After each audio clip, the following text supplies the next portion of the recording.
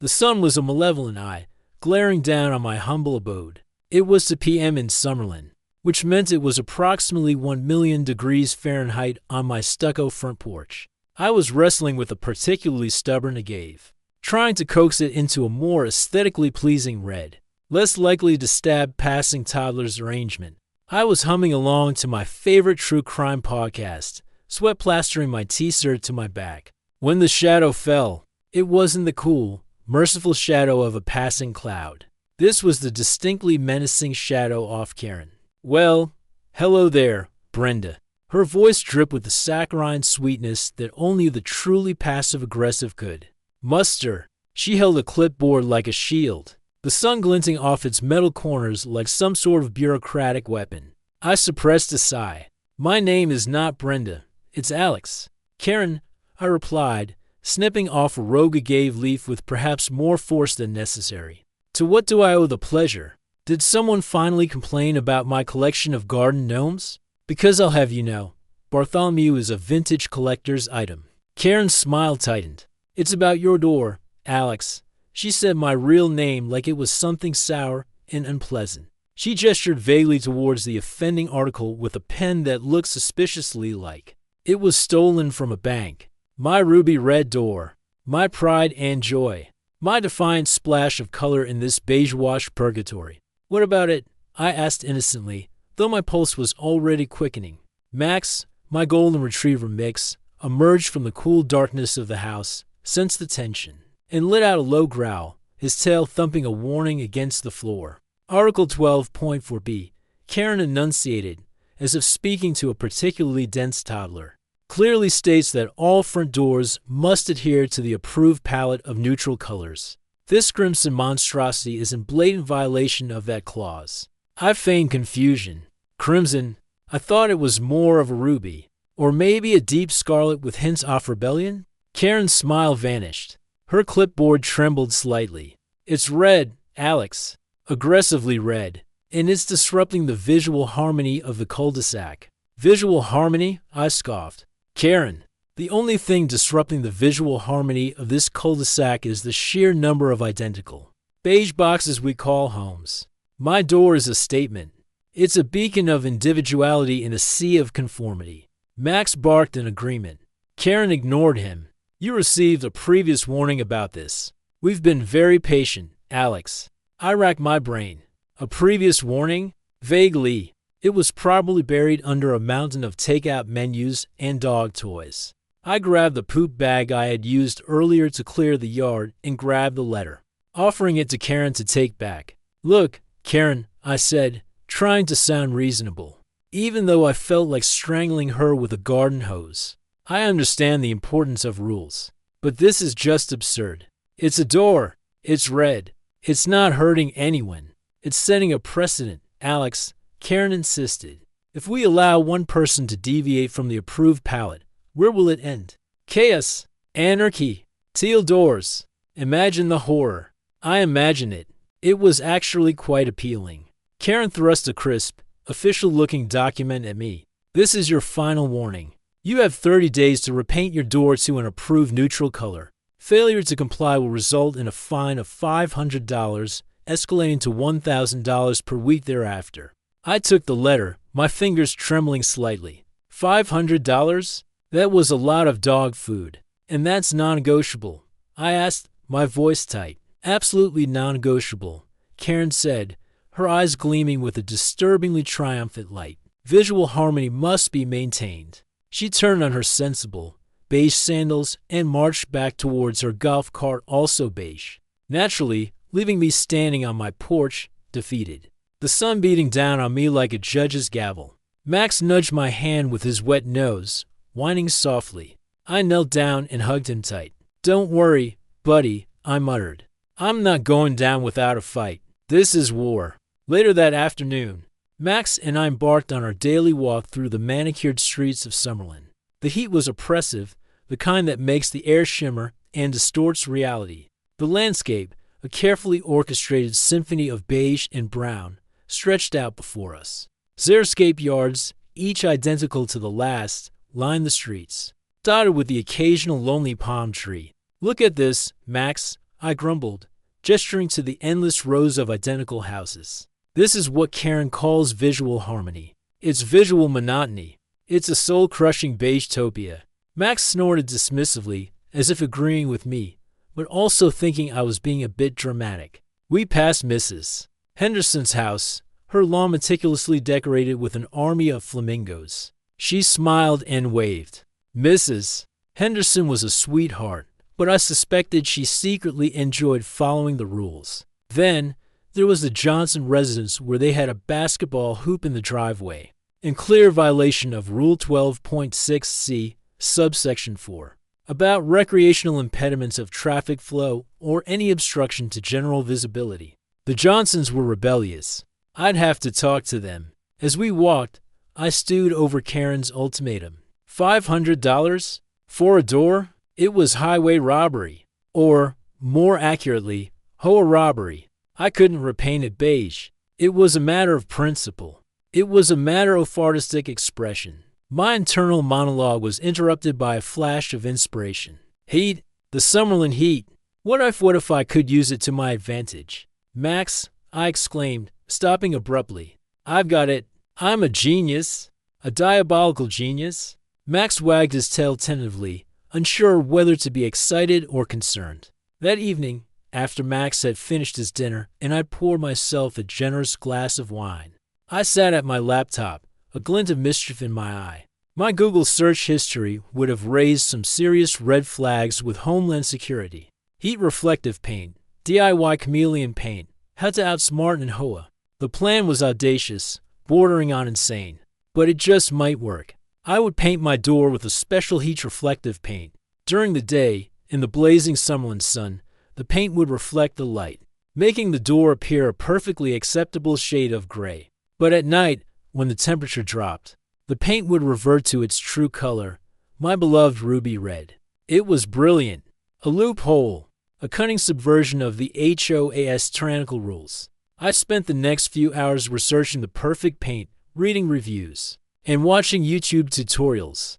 I even ordered a UV lamp to test the paint's color-changing abilities. I was determined to make this work. As I closed my laptop, I glanced at Max, who was curled up on his favorite dog bed, snoring softly. He was my loyal companion, my confidant, my partner in crime. He may not have understood the intricacies of HOA regulations, but he knew that something exciting was brewing. We're going to win this, buddy, I whispered. We're going to show Karen that you can't stifle creativity with a beige paint chart. Max let out a contented sigh. The Red Door Rebellion had begun. Artifact, HOA warning letter. Summerlin Residential Community Association. Notice of violation. Date, July 17, 2024. 2. Alex last name. Address, your address. Subject, violation of Article 12.4 billion, exterior color palette.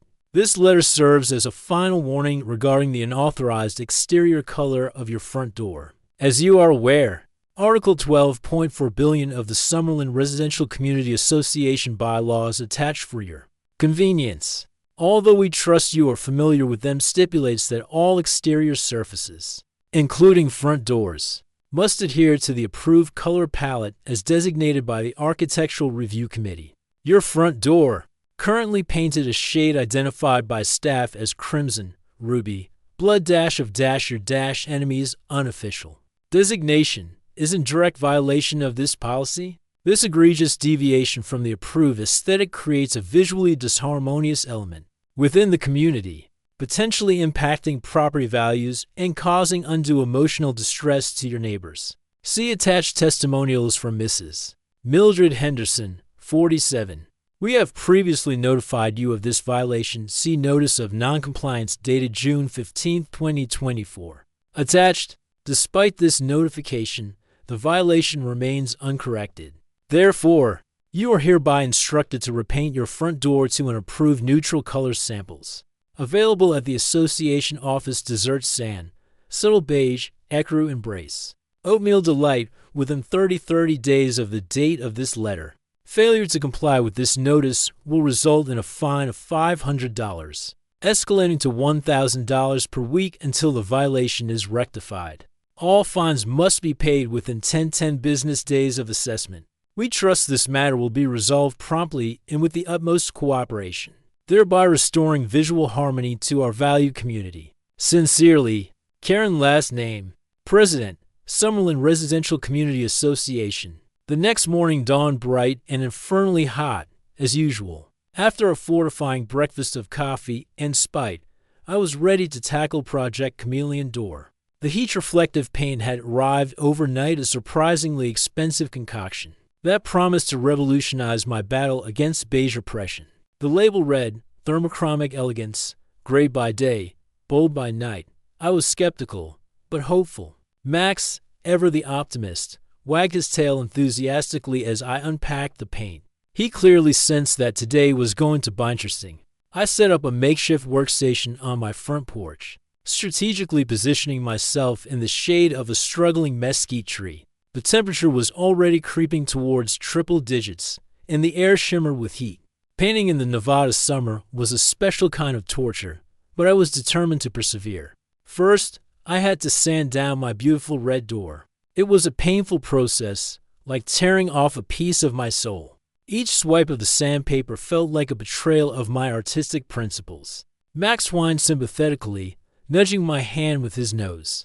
"I know, buddy," I said, patting his head. "It's for the greater good. We're fighting for freedom, for color, for the right to express ourselves without being dictated to by the beige brigade." After what felt like an eternity, the door was sanded and primed. Now came the moment of truth, applying the thermochromic elegance. The paint was thick and gloopy, with a faint metallic sheen. As I brushed it onto the door, it transformed from a pearly white to a depressing shade of gray. I recoiled. "Oh, dear God," I muttered. "It's hideous." Max whimpered in agreement. The gray was so bland, so utterly devoid of personality, that it made my soul ache. It was the color of apathy, of resignation, of HOA compliance. It was the color of Karen's golf cart. I finished the first coat, feeling a wave of despair wash over me. My ruby red door, the symbol of my defiance, was now a monument to conformity. As the paint dried under the merciless sun, I retreated inside, seeking refuge in the cool air conditioning. I needed a break. I needed a stiff drink. And I needed a new plan. Later that afternoon, the Summerlin Residential Community Association hosted its annual community building ice cream social at the local park.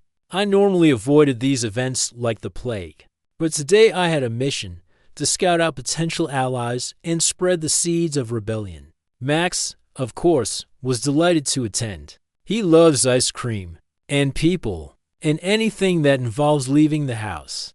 The park was a carefully manicured oasis of green in the midst of the desert landscape.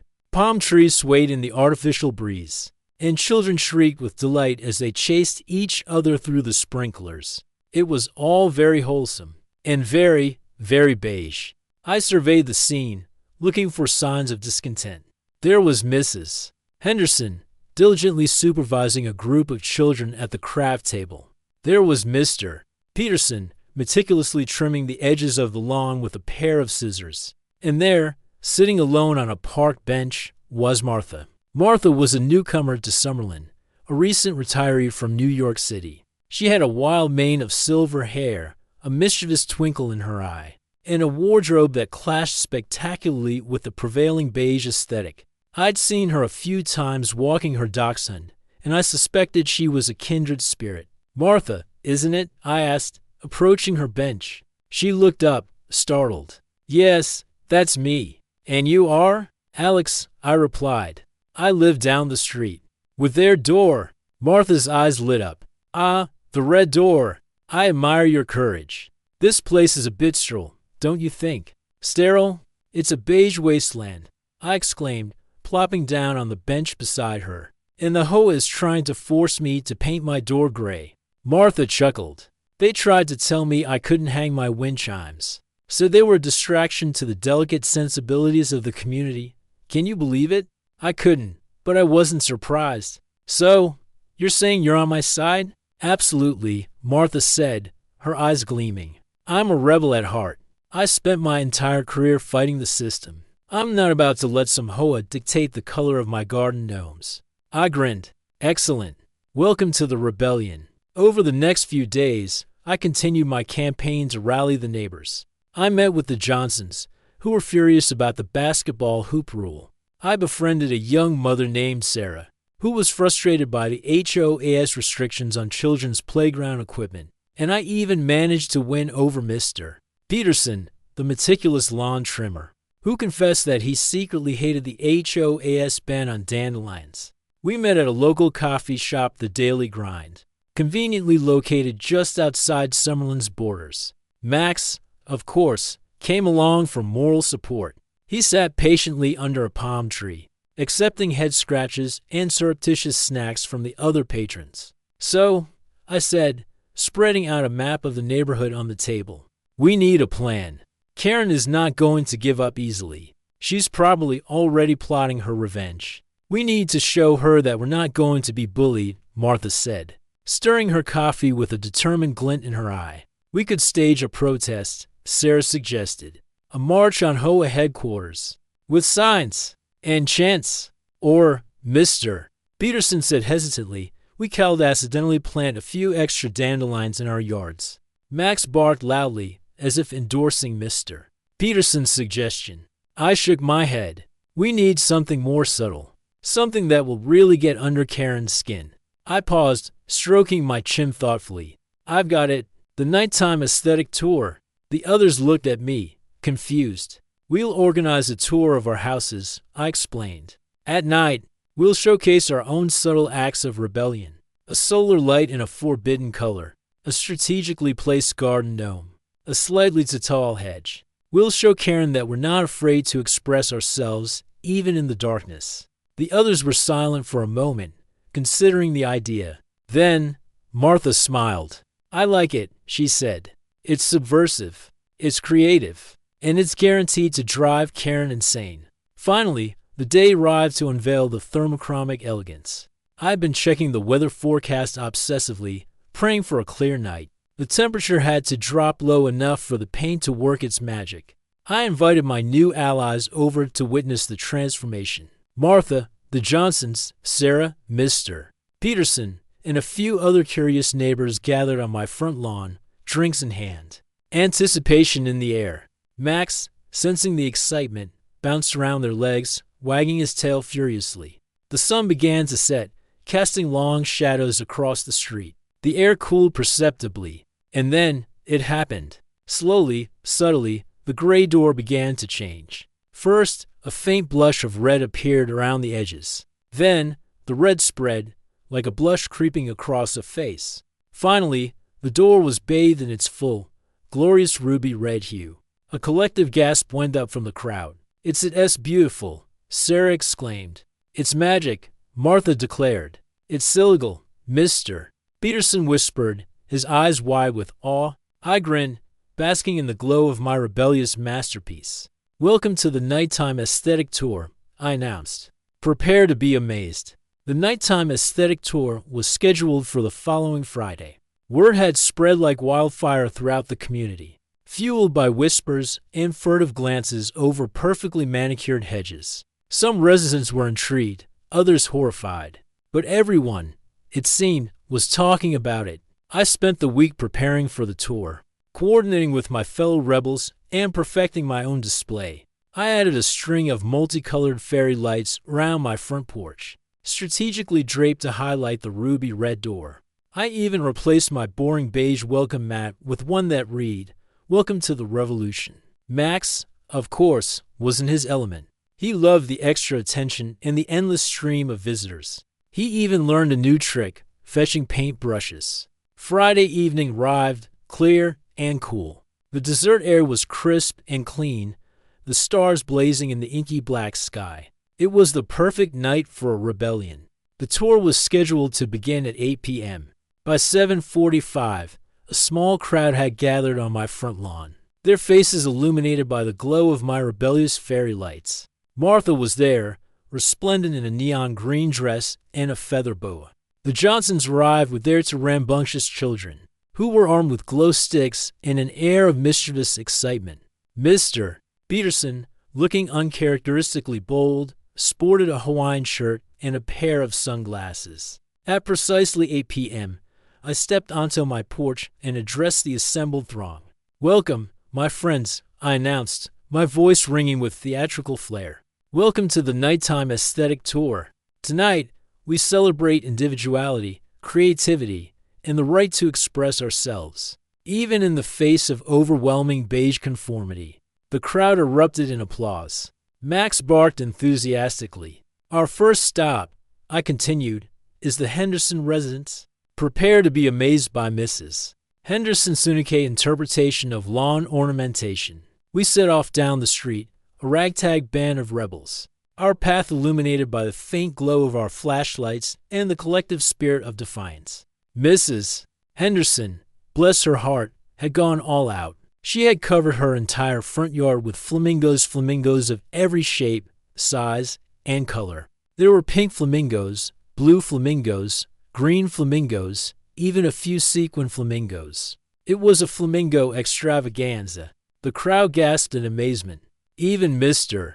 Peterson cracked a smile. "It's beautiful," Sarah exclaimed. "It's flamazing," I quipped. As we admired Mrs. Henderson's flamingo-themed masterpiece, I noticed a familiar figure lurking in the shadows. It was Karen. She was standing across the street, her clipboard clutched tightly in her hand, her face contorted with a mixture of outrage and disbelief. She scribbled furiously on her clipboard, muttering something about egregious violations and visual pollution. I grinned. The tour was already a success. Our next stop was the Johnson residence. The Johnsons, true to their rebellious spirit, had transformed their basketball hoop into a work of art. They had covered it with Christmas lights, creating a dazzling display of color and light. They had also hung a disco ball from the hoop, casting swirling patterns on the driveway. The kids were ecstatic. They bounced basketballs off the hoop, danced under the disco ball, and generally made a joyful ruckus. Karen, who had been following us at a discreet distance, looked like she was about to explode. "This is outrageous," she sputtered, approaching me with her clipboard held high. "This is a blatant violation of Article 12.6c, subsection 4. Recreational impediments. Obstruction to general visibility." "Relax, Karen," I said, smiling sweetly. "It's just a little fun. Besides, who's going to play basketball at this hour?" "That's not the point," Karen insisted. "The point is that it's against the rules. And rules are rules." "Ah, yes," I said, nodding sagely. "Rules are rules. Unless, of course, they're absurd and oppressive." Karen glared at me. "You're deliberately trying to provoke me, aren't you?" "Provoke you?" I asked, feigning innocence. "Whatever gave you that idea?" The nighttime aesthetic tour continued, from house to house, each stop more outrageous than the last. Mr. Peterson, who had initially seemed hesitant, surprised everyone with his display. He had lined his entire front yard with dandelions, illuminated by tiny solar-powered spotlights. It was a dandelion wonderland. Sarah, the young mother, had created a miniature playground in her front yard, complete with a swing set, a slide, and a bouncy castle. She had decorated the playground with colorful streamers and balloons. The neighborhood children were in heaven. As we made our way through the neighborhood, I noticed a subtle shift in the atmosphere. The tour was no longer just about rebellion. It was about community. It was about connecting with our neighbors, sharing our creativity, and celebrating our individuality. People who had previously kept to themselves, hiding behind their perfectly manicured hedges, were now laughing and talking and sharing stories. They were realizing that they weren't alone in their discontent. They were realizing that they had the power to change things. The final stop on the tour was, of course, my house. As we approached my front yard, the crowd fell silent. All eyes were drawn to my ruby red door, bathed in the warm glow of the fairy lights. Karen, who had been trailing us like a persistent shadow, finally snapped. "That's it," she shrieked, throwing her clipboard to the ground.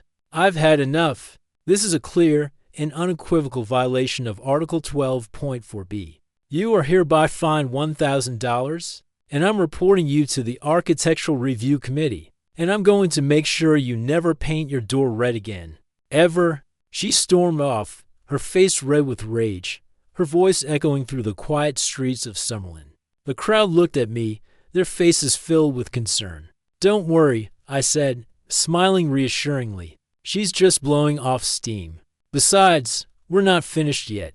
I reached into my pocket and pulled out a small object. It was a flyer. "I present to you," I announced, holding the flyer aloft, "the official nighttime aesthetic tour flyer, featuring a map of the neighborhood, descriptions of each exhibit, and a disclaimer that the HOA is not responsible for any resulting fines or emotional distress." The crowd erupted in cheers. Max barked triumphantly. "The rebellion continues," I said, winking. "Stay tuned for the next installment." The aftermath of the nighttime aesthetic tour was complicated. On the one hand, the tour had been a resounding success. The community was buzzing with excitement and a newfound sense of solidarity. On the other hand, Karen was out for blood. The following Monday morning, I received a certified letter from the Summerlin Residential Community Association. It was a notice of violation, informing me that I had been fined $1,000 for egregious and deliberate violations of Article 12.4 billion exterior color palette and Article 12.7a unauthorized lighting displays. The letter also threatened further fines if I didn't immediately remove the fairy lights, the rebellious welcome mat, and, of course, the ruby red door. "This is ridiculous," I exclaimed, crumpling the letter in my fist. "She can't do this." Max, sensing my anger, whined and nuzzled my hand. I knew I couldn't back down now. I had to fight back. But how? That afternoon, I decided to consult with my fellow rebels. We gathered at the Daily Grind, our usual meeting place, to strategize. "She's gone too far this time," Martha said, her eyes flashing with anger. "We have to do something." "We could sue her," Sarah suggested. "I have a cousin who's a lawyer. He specializes in HOA disputes." "Or Mr. Peterson said, we could plant dandelions in her yard." Max barked approvingly. I shook my head. Suing the HOA would be expensive and time-consuming, and planting dandelions in Karen's yard would only escalate the conflict. "What do you suggest, Alex?" Martha asked. I took a deep breath. "We need to take this to the community. We need to show Karen that she doesn't have the support of the residents." "How do we do that?" Sarah asked. "We organize a town hall meeting," I said. "We invite all the residents of Summerlin to come and voice their opinions about the HOAS rules." "That's a great idea," Martha exclaimed. "But how do we get people to come? Everyone's afraid of Karen." "We use social media," I said. "We create a Facebook page, a Twitter account, a TikTok channel. We spread the word about our meeting. We show people that they're not alone." I spent the next few days glued to my computer, creating social media accounts, designing flyers, and writing press releases. I posted photos of my ruby red door, videos of the nighttime aesthetic tour, and satirical memes about Karen and the HOA. To my surprise, the response was overwhelming. People from all over Summerlin and even from other HOA letters across the country reached out to express their support. They shared their own stories of HOA tyranny, their own frustrations with restrictive rules, their own longing for individuality and self-expression. The Facebook page, Summerlin Rebels Against Beige, quickly gained thousands of followers. The Twitter hashtag, RedDoorEvolution, trended nationally. My TikTok videos went viral, racking up millions of views. Even the local news media took notice. A reporter from the Las Vegas Review-Journal called me for an interview. Karen, of course, was not happy. She sent me a cease and desist letter, threatening legal action if I didn't immediately shut down the social media accounts and stop defaming the HOA. I promptly posted the cease and desist letter on Facebook. It was shared thousands of times. The town hall meeting was scheduled for the following Saturday afternoon at the community center. I was nervous. I didn't know how many people would actually show up. I didn't know if Karen would try to disrupt the meeting. I didn't know if we would actually be able to make a difference. But when I arrived at the community center, I was stunned. The parking lot was packed. People were lined up around the block, waiting to get in. The room was overflowing with residents, all eager to voice their opinions. Karen was there, of course, sitting in the front row, her face a mask of fury. She was flanked by two other HOA board members who looked equally uncomfortable. I took the stage, feeling a surge of adrenaline. "Welcome, everyone," I said, my voice trembling slightly. "Welcome to the Summerlin Town Hall meeting. Today, we're going to talk about the HOA. We're going to talk about its rules. And we're going to talk about whether those rules are serving the best interests of our community." I opened the floor for questions and comments. People lined up to speak, sharing their stories of HOA overreach, their complaints about restrictive rules, their longing for a more inclusive and democratic community. Martha spoke eloquently about the importance of individuality and self-expression. The Johnsons spoke passionately about the need for more recreational opportunities for children. Mr. Peterson spoke movingly about the beauty of dandelions. Even some of Karen's supporters spoke up, expressing concerns about the HOA's heavy-handed tactics and its lack of transparency. As the meeting progressed, I could see a subtle shift in Karen's demeanor. Her face, which had initially been rigid with anger, began to soften. She started to listen, to nod, to even occasionally agree with the speakers. Near the end of the meeting, Karen asked to speak. She stepped onto the stage, her face pale. "I've been listening to all of you," she said, her voice shaking slightly, "and I've realized that I've made some mistakes. I've been so focused on following the rules that I've forgotten what's really important. The people who live here." She paused, taking a deep breath. "I'm not going to defend the HOA's rules," she continued. "Some of them are absurd. Some of them are oppressive. And some of them are just plain stupid." The crowd gasped.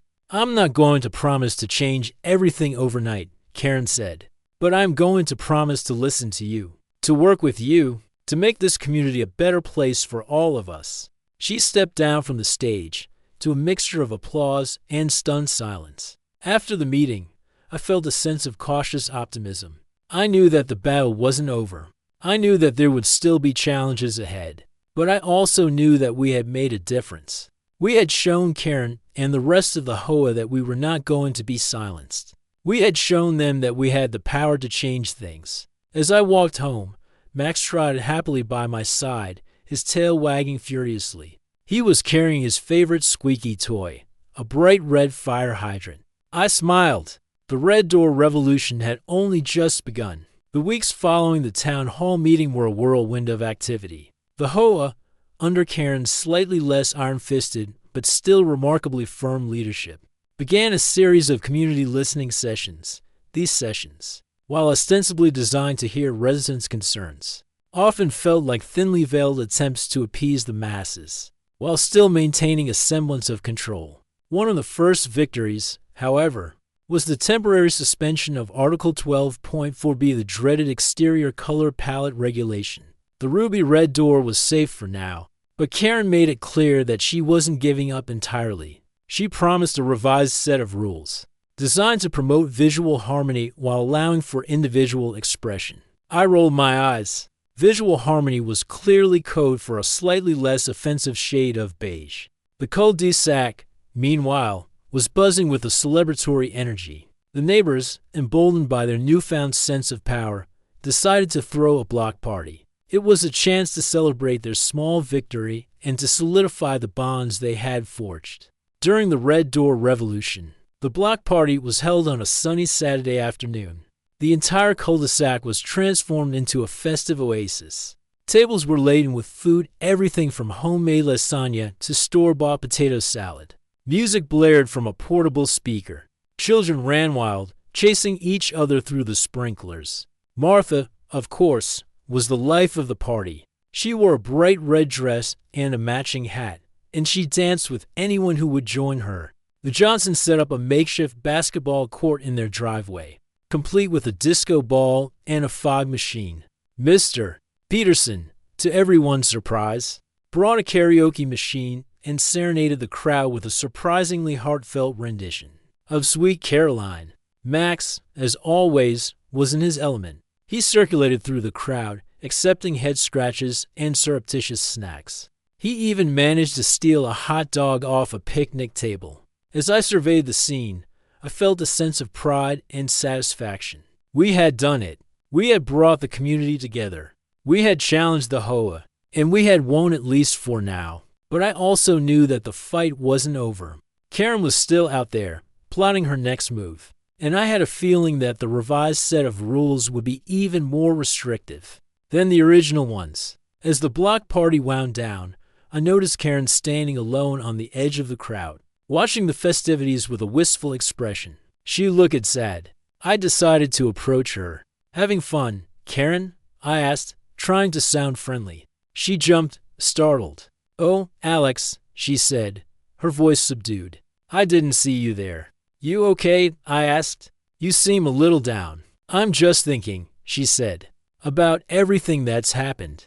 About the town hall meeting. About the block party." "And what are you thinking?" I asked. She sighed. "I'm thinking that maybe I was wrong.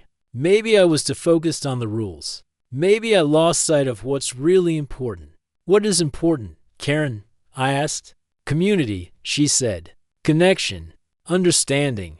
We're all just trying to make this place a better place to live." I nodded. "I agree," I said.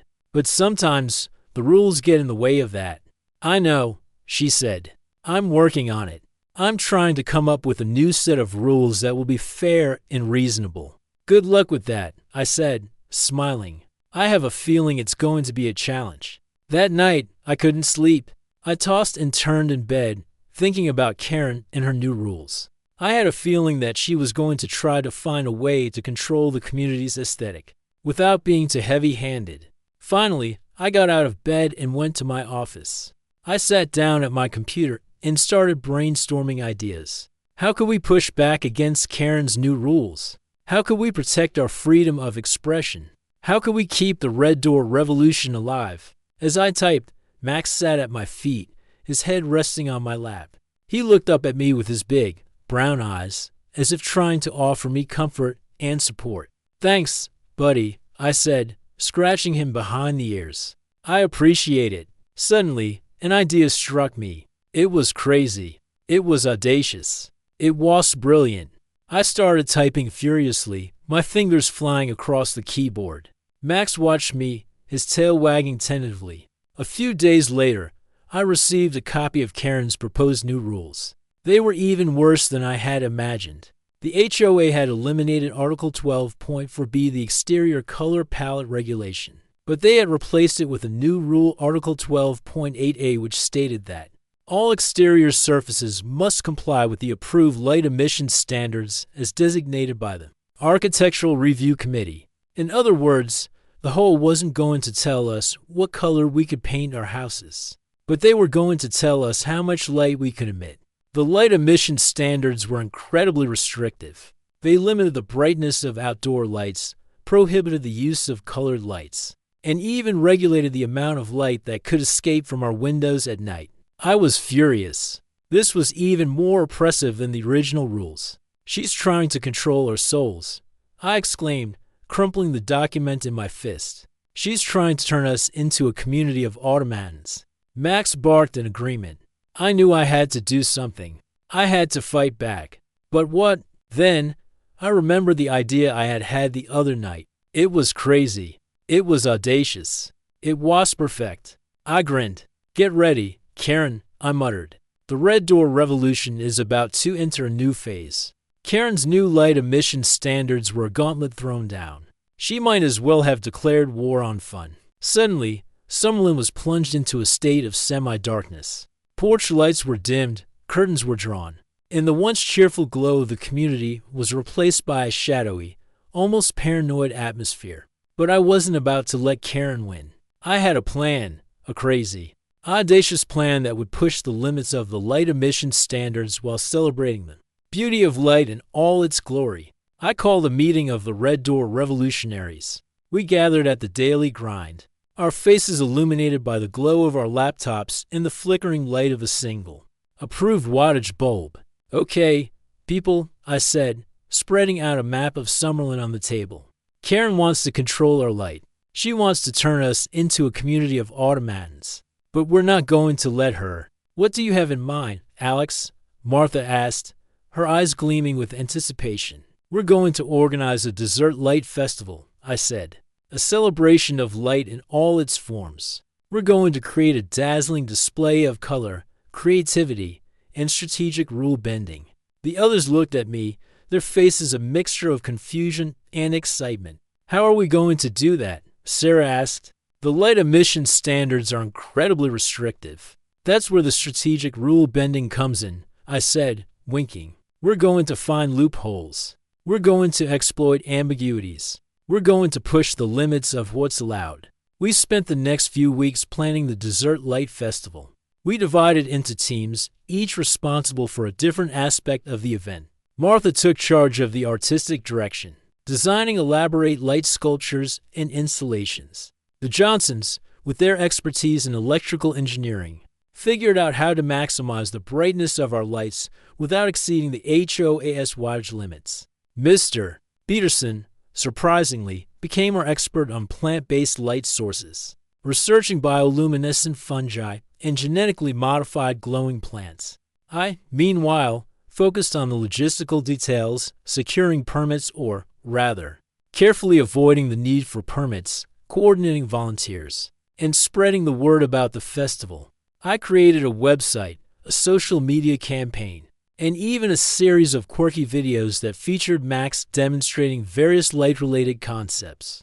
Max, as always, was a star. He posed for photos, starred in videos, and even learned a new trick, chasing laser pointers. The day of the Dessert Light Festival arrived, clear and cool. The dessert air was crisp and clean, the stars blazing in the inky black sky. It was the perfect night for a rebellion. By 7 p.m., the residents of Summerlin were already flocking to the festival grounds. They came from all walks of life, drawn by the promise of beauty, creativity, and a temporary escape from the oppressive darkness of the light emission standards. As the sun set, the festival grounds were transformed into a dazzling wonderland of light.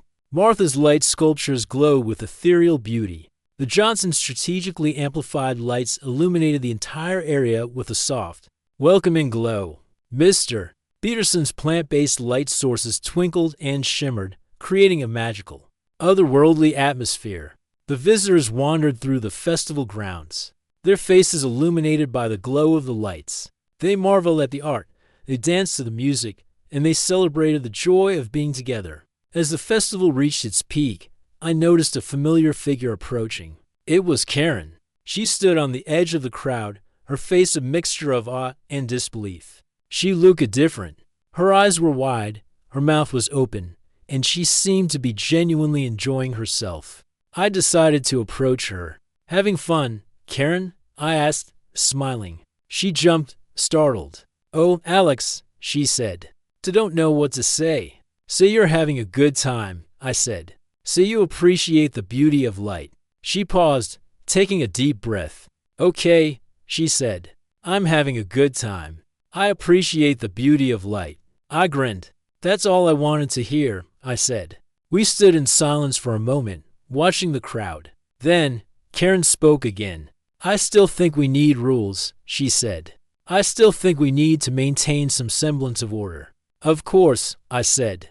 But rules shouldn't stifle creativity. They shouldn't prevent us from expressing ourselves. I know, she said. I'm learning. Suddenly, the lights began to flicker. The music stopped. The crowd gasped. What's happening? Someone shouted. I looked around, trying to figure out what was going on. Then, I saw it. A swarm of drones was approaching the festival grounds. Each drone was carrying a single, brightly colored light. The drones hovered over the crowd, their lights creating a dazzling display of color and movement. The visitors cheered and clapped, their faces illuminated by the ethereal glow. I looked at Karen, who was staring at the drones with a mixture of awe and horror. What is this? She asked. What is going on? It's the Light Brigade, I said, grinning. A surprise performance by our drone enthusiast neighbors. The drones continued to dance, their lights creating intricate patterns and designs. Then, they began to spell out a message in the sky. The message read, Summerlin, let there be light. The crowd erupted in applause. Max barked triumphantly. As the Dessert Light Festival drew to a close, I felt a sense of hope and optimism. We had challenged the HOA, We had celebrated our freedom of expression, and we had shown the world that even in the most beige of communities, there was always room for a little bit of light. I looked at Max, who was trotting happily by my side, his tail wagging furiously. He was carrying a laser pointer in his mouth, his eyes gleaming with mischief. "What do you say, buddy?" I asked. "Ready for the next adventure?" Max barked in agreement. The Red Door revolution was far from over.